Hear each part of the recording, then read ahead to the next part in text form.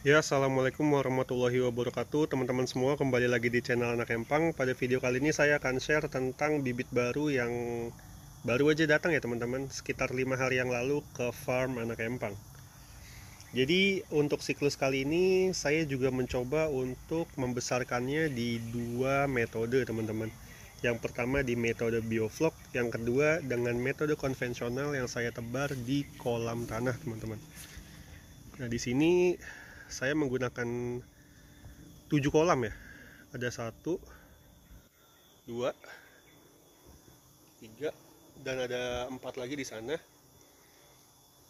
Jadi lebih banyak kolam konvensionalnya karena kolam biofloknya ini atau kolam terpalnya ini akan saya manfaatkan untuk pembesaran ikan sangkal teman-teman. Karena permintaan ikan frozen itu sudah lumayan banyak, sehingga saya membutuhkan ikan ukuran sekilo 567 yang cukup kontinu ya teman-teman. Jadi nggak bisa mengandalkan ikan pembesaran dari ukuran kecil. Nah untuk ikan-ikan yang datang ini alhamdulillah sudah sehat. Kematiannya pun sangat minim ya teman-teman. Tapi nggak tahu ya kalau yang di kolam tanah itu kan, karena kalau yang mati mungkin dia tenggelam atau apa ya, jadi nggak ketahuan nih yang mati itu berapa banyak. Yang jelas saat datang itu kematiannya sangat minim teman-teman, hanya sekitar 1 atau 2 ekor per kantong. Jadi bisa dibilang ini handling bibitnya ini sangat profesional ya teman-teman. Nah ini kita lihat yang di kolam terpal. Ini saya taruh hanya sekitar 900 ekor teman-teman.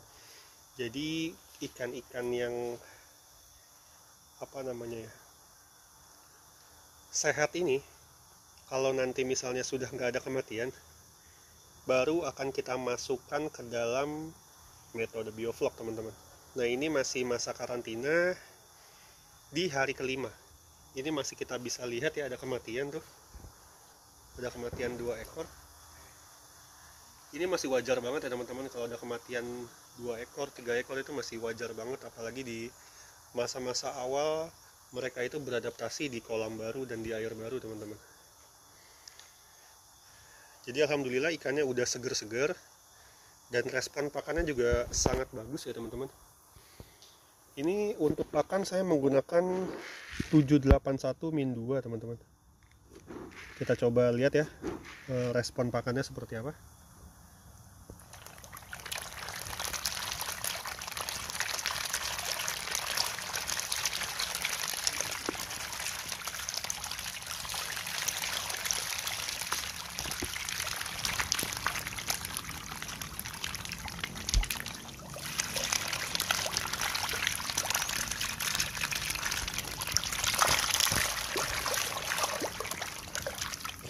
Respon pakannya luar biasa ya teman-teman. Jadi mungkin ya 2 hari lagi lah, kalau misalnya udah nggak ada kematian, bisa kita langsung gas ke metode bioflok. Ini menggunakan metode kedua karena saya belum sempat melakukan persiapan air, tapi ikannya udah keburu datang ya teman-teman. Jadi akan kita coba untuk CN rasio setiap hari lagi untuk ikan di kolam satu ini teman-teman.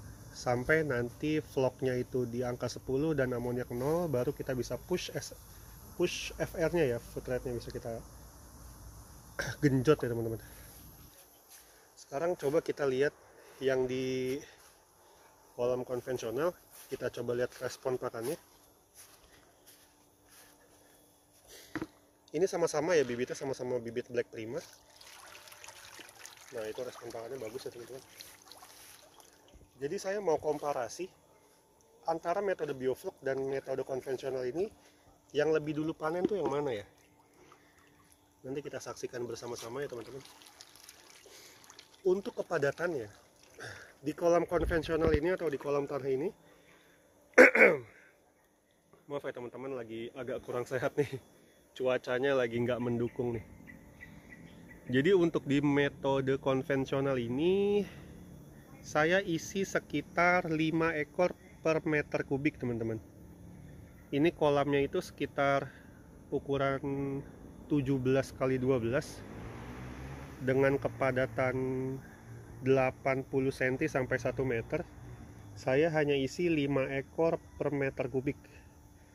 untuk memaksimalkan potensi tumbuh dan mempercepat pertumbuhan ikan ya teman-teman. Karena saya juga khawatirnya nggak bisa tebar padat karena ini termasuk metode kolam tenang teman-teman. Jadi nggak ada kucuran airnya. Jadi sirkulasi airnya ini kurang bagus gitu ya teman-teman ya. Hanya ada rembes-rembesan dari kali atas itu. Nanti mungkin akan kita buat sodetan ketika ikan sudah agak besar ya teman-teman.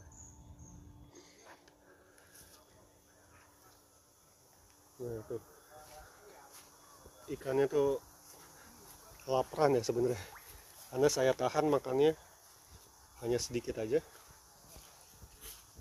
Kita lihat kolam yang lain teman-teman.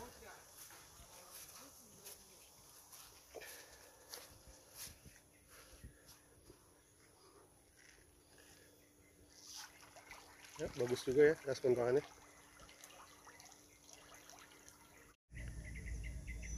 Jadi yang di kolam tanah juga respon pakannya luar biasa bagus ya teman-teman. Tapi karena kolam tanah ini sirkulasi air kurang bagus dan juga cuaca ini lagi hujan terus ya teman-teman, hampir setiap hari. Oleh karena itu pakannya belum bisa saya genjot juga. Jadi masih sedikit-sedikit aja. Yang penting ikan sehat dulu. Ngelihat cuaca bagus baru bisa saya push pakannya ya teman-teman.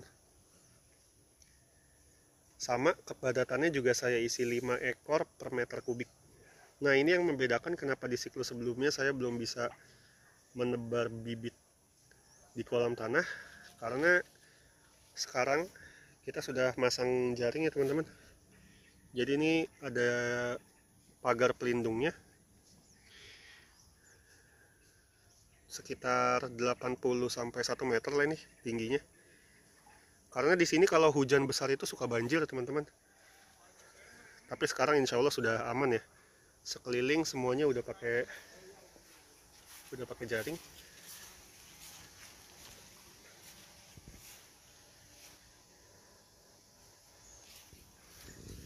Nah, ini untuk ikan bioflok yang masih tersisa ya teman-teman. Ini ukuran 567 nih.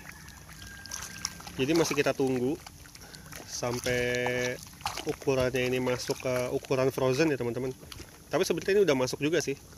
Jadi sistemnya sekarang itu saya ketika panen itu mengambil ikan itu sesuai kebutuhannya aja teman-teman. Nah strategi lainnya juga untuk menekan cost, kita menggunakan pelet dengan protein 20-22% aja, sehingga bobotnya juga nggak terlalu banyak berubah ya, tapi ikan juga tetap bertumbuh. Di satu sisi juga menekan cost teman-teman. Jadi begitu ada orderan ikan frozen, langsung kita eksekusi, lalu kita bumbuin dan kita vakum ya teman-teman. Nah saya masih belum tahu nih efisiensi untuk profitnya itu seperti apa, masih dalam tahap evaluasi teman-teman. Nanti akan saya share hitung-hitungannya seperti apa ke teman-teman semua ya. Bagaimana ketika kita menjual ikan hasil panen kita itu full ke penjualan frozen dan juga eceran ya teman-teman. Jadi saya nggak jual ke tengkulak, jualnya itu langsung ke restoran, eceran atau frozen teman-teman. Ini kita kembali ke kolam bioflok, maksud saya kolam terpal. Untuk tips saat karantina ini nggak terlalu banyak ya teman-teman. Yang jelas itu jangan pernah memberi makan ikan itu banyak-banyak, sedikit aja, karena di sini belum ada pengurai fesesnya ya teman-teman, belum ada pengurai amoniaknya atau bakteri bacillusnya belum ada. Saya juga tidak menggunakan filter seperti sistem RAS, sehingga supaya air tetap terjaga bersih itu ya kita tekan FR dan juga ganti air secara rutin teman-teman. Nah nanti ketika ikannya itu sudah sehat, baru kita masuk ke dalam metode bioflok yang sudah ada bakteri pengurainya, sehingga pakan sudah bisa kita push. Jadi tips karantina dari saya adalah ya lihat aja airnya, kita harus jaga airnya itu tetap jernih dan ikan itu tetap sehat teman-teman. Kalau misalnya ada ciri-ciri ikan itu kena jamur, saya nggak pernah pakai obat-obatan kimia gitu ya teman-teman. cuma cukup menggunakan bawang putih. Misalnya ada ini ikan 1000 ekor atau 900 sampai 1000 ekor lah.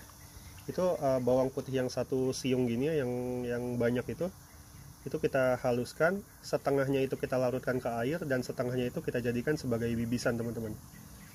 Itu biasanya 2-3 hari tuh udah kelihatan efeknya, kematian udah berkurang dan ikan tuh jadi sehat-sehat ya, karena bawang putih itu mengandung antibiotik alami teman-teman.